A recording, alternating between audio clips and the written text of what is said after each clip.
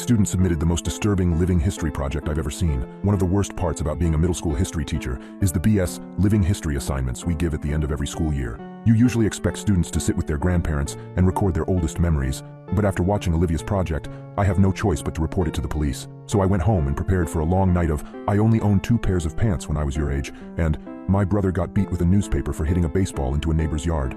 After about 2 hours of watching videos, I was finally left with one last student, Olivia. She was pudgy, quiet, and proved herself a consistent B student. I expected her project to be as unremarkable as her, and perhaps that's why I was so profoundly disturbed by what I witnessed that night. Olivia had submitted 2 discs for some reason, so I began with the one marked Interview. My screen hiccuped twice before a grainy image of a living room came into view. The place was a hoarder's hell. Across from her sat a man with a somber countenance, smoking a cigarette and staring at her expectantly. "Go ahead," a woman's voice whispered from behind the camera. Olivia's owlish eyes flashed towards the screen, then back to the man. "I am here with my great-uncle Stephen.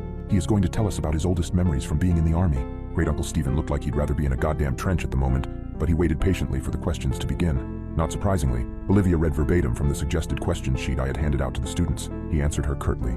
Once or twice I heard her mother whisper, "Speak up, Olivia," from behind the camera. Typical boring shit. So I was intrigued when Olivia set down the notebook and asked, "Did you like being in the army?" "Nope. Glad to get out of my town though." "Where did you go?" "Balkans." "Uh-huh," she said. I doubted she knew what the Balkans were, and my suspicion was confirmed when she asked, "Was Balkans very different from here?" "Yes." Mom cleared her throat from behind the camera, perhaps encouraging Great-Uncle Stephen to be a little more forthcoming. But Olivia seemed genuinely interested.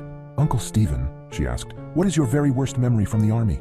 The old man crushed his cigarette in the ashtray and then slowly lifted himself out of his chair. "I'll be back," he mumbled. The camera cut off. When the screen flashed back on, everything was the same except Great-Uncle Stephen had several pieces of paper in plastic sleeves laid atop all the crap sitting on his coffee table. One he held in his hand. "I was a kid when I enlisted," he said, looking at Olivia. "Your brother's age," he told her. Olivia nodded. "I never saw combat. Both of my deployments were to cities in Eastern Europe that had been destroyed by civil wars. Everything was a mess. I felt like a janitor." Great-Uncle Stephen sighed and looked at his paper. "My unit was assigned to a school that had been obliterated by all the violence. Broken windows, caved-in rooms, and for some reason, the part that got to me the most was that the school had been like this for years before we got there. No one had lifted a finger to fix it. I saw kids walk by it on their way to go beg for money or whatever shit they did." The camera dipped towards the floor as I heard Mom whisper harshly at Great-Uncle Stephen. I couldn't make out what she was saying, but it wasn't hard to imagine. "Do you want to hear this goddamn story or not?" I heard him bark in response. "Then you better let me tell it how I want." "Mom," Olivia chimed, "please stop interrupting. Are you presenting this in front of the class?" "No, Mom. We're just handing it in to the teacher." The camera was lifted, and after a couple of blurry focus adjustments, the shot was the same as before. He lifted the piece of paper in his hand close to his face. "In the basement, I found this letter. I didn't know what it said, but I had a buddy of mine translate it, so I'm going to read it now, and then I'll tell you what I saw in that basement." A chill ran down my spine. Mom zoomed in to Great-Uncle Stephen and his letter. His palsied hands trembled as he held up the paper. This is what he read. "Dear Sir, I never loved my country. So many of these skirmishes are born from patriotism, a power struggle for the shards of a once great empire, but I do not care what name my home has on a map. This fighting is senseless, and I stay as far away from it as I can. It was not these attacks and disorganized violence that took the lives of my wife and child. It was illness. Mercifully, it happened quickly for the baby. Nadia suffered for longer. I watched in horror, knowing I could do nothing for them. My only solace is that I was there for them every step of the way. I stopped going to work one day, and no one came after me. I doubt they noticed I was gone. Since the school was simply across a field, visible from my window, it would have been easy to go for a few hours each day and come home quickly to care for them. But what was the point? All I did was clean floors. I was as useless to the world as I was to my family. I tried to take Nadia to the hospital, but the journey was too long and taxing. I brought her home and she died that night. After Nadia and the baby were gone, well, I don't remember much. I didn't leave my hovel, barely ate and slept, thought many times of taking my own life. Tempting though it was, I felt paralyzed by my own helplessness. The one thing that kept me sane was my radio. I never turned it off once, even though I didn't listen to the words being said. In fact, the channel I got the clearest was in English, I think, which I don't speak a lick of. But the voices, the music, and the true knowledge that life existed beyond this violent city sustained me. I have no idea how long passed before I saw the light of day again. I was dizzy from hunger, so finding food was my priority. My radio came with me, of course. Since I first holed myself up, it has gone everywhere with me. It talks to me as I sleep, and as I wake. I don't know what it's saying, but I know I would die without it. Once I had some water and food, it occurred to me that the only thing left to do was go back to work, so I did.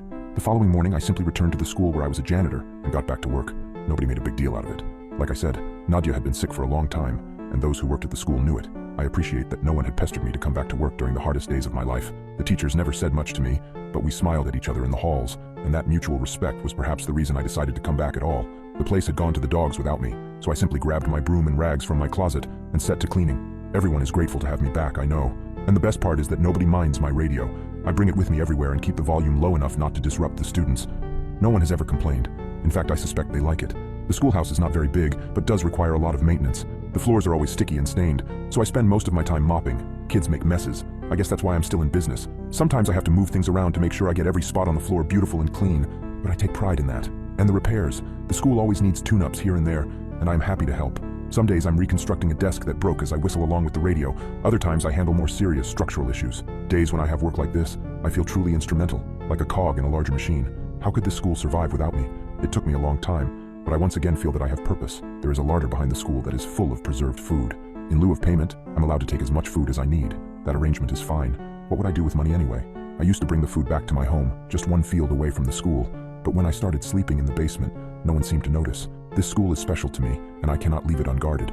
When I am besieged with memories of my wife and baby, I turn up the volume on the radio to drown out such thoughts. It works for me every time, except this morning. Because this morning, I woke up to dead silence. I frantically examined the radio to see what had happened. I honestly cannot tell you how many days in a row I have been using it. Did it simply live out its life and die naturally? I have spent the entire day trying to fix it. Most of this time, I have been crying. I'm losing my mind without it. I have given myself until sundown. If I cannot fix it by then, I'm going to take my life. I am writing this because the sunlight is starting to die, and I know what my fate shall be. I've thought about taking one last walk through the halls of my school, saying goodbye to the students and teachers. I know I will be missed, but I cannot bring myself to leave this room. I cannot go anywhere knowing that my radio is dead in here. There are no more tears in me. It feels like I can't catch my breath. I vomited what little food I had in my stomach, and I am growing dizzy again, like I did after Nadia died. I am not long for this world. But before I take my life, I have closed the door to this room and stuck a chair beneath the handle. It is the only room in the basement and has a small casement that lets in just enough light for me to see what I am doing. If anyone is kind enough to come looking for me, they should not be met with this gruesome sight. Perhaps they will see the door is blocked, smell my rotting body, and simply forget I ever existed. But I have placed both my radio and this note outside the door. Kind sir, if you are reading this, I have one humble request. Please fix it. Save my radio. It did not deserve to die in its sleep, and I am ashamed that I cannot revive it. Now I am ready to join Nadia and little Ludmilla in heaven. I hope this school can find another janitor who loves and cares for it the way I do. The hour is now. Do not forget my radio. Stanislav. When Mom zoomed back out, Olivia had tears in her eyes. Thank you for sharing, Uncle Stephen, Mom said, her voice choked. I think we have enough. Wait, Olivia chirped. He said there's more. What did you find? Before Great Uncle Stephen could open his mouth, the image disappeared. My jaw dropped. Was that it? What did Great Uncle Stephen see? I promptly remembered that there was a second disc. This one was unmarked, but I hoped it contained the rest of the interview. There was no video, only audio. The voice that started up was Olivia's. Hi, Miss Garrity. I'm sorry about my mom, but she refused to record the rest of what my uncle was saying. But I asked him to continue and secretly recorded the story as a voice memo on my phone. I remember you said earlier this year that history is written by the people who win wars. She sucked in a breath and commenced crying. But everyone's history is important, even if they are sad, pathetic people, and even if they never won a single thing in their life. I haven't slept through the night since I finished this project, but you have to hear what my uncle has to say. There were tears in my eyes too. The sincerity of her words was beautiful. I was also flattered that she had remembered some trite phrase I threw around, because it was what my history teacher said to me. Before I got too sappy over it, the audio began again. Fine, came Mom's frustrated voice. If you want to hear the rest of the story, fine, but this is not appropriate for a school project. Let me finish, Great Uncle Stephen snapped. If it's too much for you, help yourself to a snack in the kitchen, but Olivia wants to know what happened.